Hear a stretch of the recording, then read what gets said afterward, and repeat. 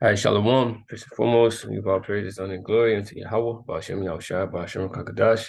Double honors to the apostles and the elders of Great Millstone. Peace and salutation to the Akim and to the elect that are scattered across the four corners of this earth, pushing the truth and faith and sincerity. I'm the brother Shema Allah from the GMS Houston camp, and it's going to be a quick Hebrew lesson dealing with the Assyrian Hebrew, the Assyrian text. As you can see, it says learning the Assyrian text, right? And in this lesson, we're just going to focus on, identifying them, so you can be able to, read these things out of the Torah, or when you go to the blue letter, you'll be able to properly, sound out the words. And you see on the side, it says Ibar Yath, which basically means, which is Hebrew, right? Language of the past, right? So, go to introduction. Today we will learn how to identify the Assyrian Hebrew characters and learn how to read them in the Torah. Right? So this is the Assyrian Hebrew text. All right. This text is found written in modern Torahs. So it's important to learn and understand it. Right. And you got the example right here. Like use the buy a Torah, lines from Amazon or anything like that. Right? This is what the text will be written like. Right? And you gotta know how to read these things, because the text in English, right, could take away from what the word originally meant. Right? That's why in the Hebrew, you read in the Apocrypha, right? And the I believe that's the first the introduction in Sirach, I believe. And it says that, words uttered in another tongue, right, other than the Hebrew, have not the same force in them.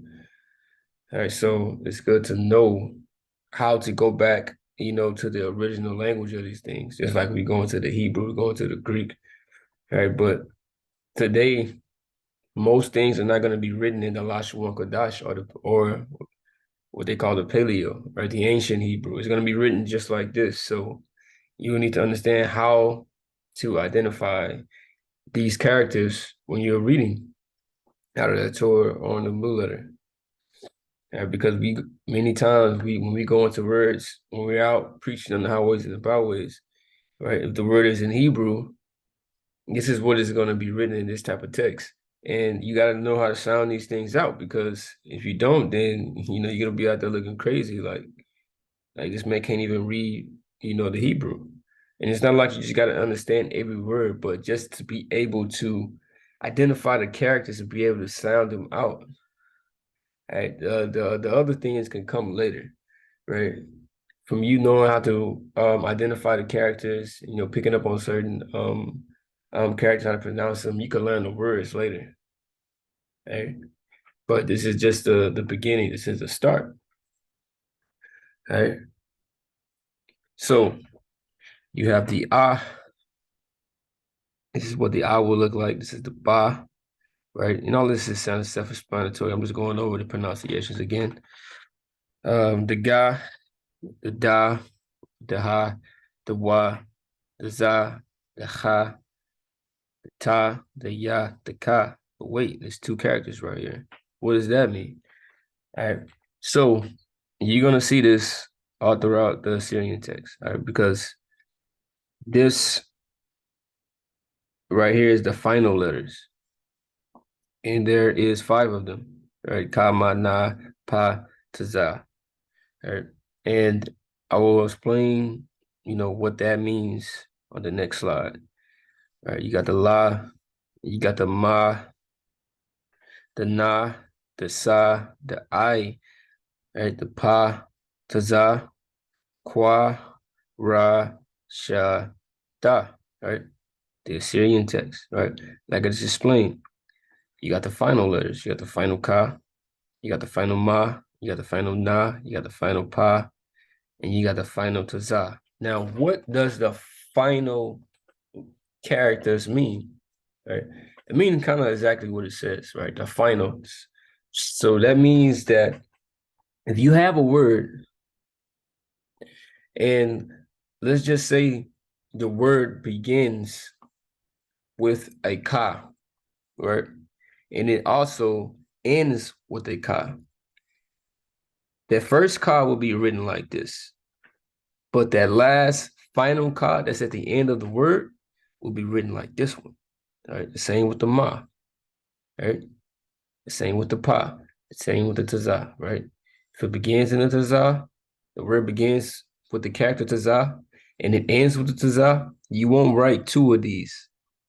The first one will look like this, but the one to end off that word, you will use this one at the bottom. Now let's go to the next slide.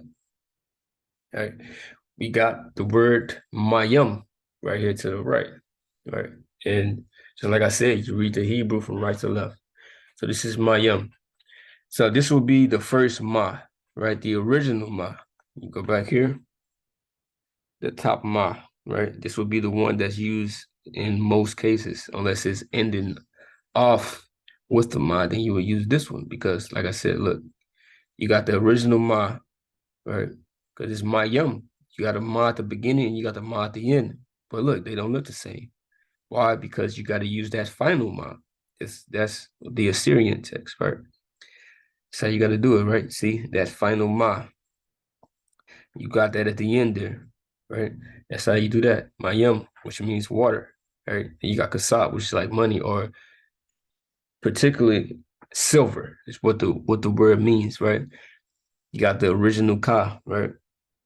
Because the ka, right here at the beginning, this is what you will use, right? The original ka, right? And then you go to this word barak, which means bless. You see, the ka is right here at the end, right? That's that final ka, right here, the final ka. All right, because you're ending off with it. You see, this one, it begins with the ka. So you will use this character. But if it's the last word, if you're using the ka to end off that sentence, right, then you would use the final ka. It's like right here, you have the final pa in kasab, right? The final pa. This is the pa. But I have to use this pa, that final pa, because it ended off with it. But let's say if that pa was at the beginning, what would I use? I would use this pa, right? So, that's basically what the final letters, is going or means, right? Just, it's not really that complicated, right? But that's the easiest way that I can explain it, right? So that you can understand, what it is, what the final letters means. And also when you always see them written, they're elongated, right? They're written longer than the other characters, right? Look how it always drops. The line always drops, right? The final characters, right? They always do that. It differentiates itself from the rest of the characters, right? Because once you go into the original Hebrew characters, like in the Lashon Kodash, the Paleo, it's 22 characters, but with the final characters, it's 27, right? It's 27. So it's important to know, what the finals are and this and that, because you can get confused if you don't understand them. All right.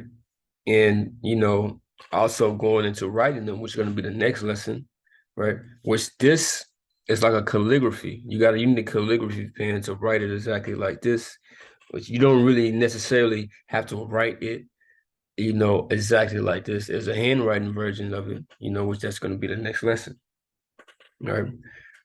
But like I said, right, you can just go over this, look at this, and it gives you a really good understanding of what the final and how these letters change depending on the position in the word, right? All right, now this is something that you can do for practice, all right? Go to the blue letter, any passage, go to that Hebrew, right, in the Old Testament, right? Go to the Hebrew, open up the blue letter, just like this, it's like I got right here, and just start from the top, from the right, all the way down, just sounding out them different characters over and over and over again, right? You yourself a few minutes of practice identifying these letters, and that's how you're going to get good at it. You got to put time into it to get good at it, to get better at it, right? To sound these things out, because this this is really the basics. This is simple, right? And if you really put, time into it, right, daily, however you want to do it, it can be learned, right? This is not the advanced portion of the Hebrew, right? This is pretty basic. I did the first for you, right? You got the wa, right? You got the ya, the first word. I did the first word for you. Ah, ma, ra. Don't worry about what the word means. Just try to sound it out. That's it. Let's try to sound them out. Wa, ya, ah, ma, ra, right? Which is wa, ya, wa, ya, amar. That's how you would really say it, Amar, because it connects. But don't worry about it. Don't worry about all that. You see, don't worry about all that, right? Why ya Amar, right? Which means, and he said. But look, then you got this next character right here. What is that? Let's say, oh, I don't know what that is. Go to the chart, right? Go to the chart, find the letter. Let's see, okay, where is it? Right here. How do you pronounce it? I. Go here. I. What's this character? We just read that. Go all the way over here. Oh, that's the Y. All right, that's the Y. What is this one? All right, go to the chart. You see it? It's the Da. So, what does that word say? I, wa, da. Right, then go here. A, la, ha, ya, ma, a, la, ma, sha, ha. Just go through it, sounding them out. Right? Like I said, do not worry about what the words mean. That will come later. Just learn how to sound these things out. All right. So, hey, that's the lesson. Like I said, it's gonna be something quick, you know. And with that, hey, I'm gonna say shalom.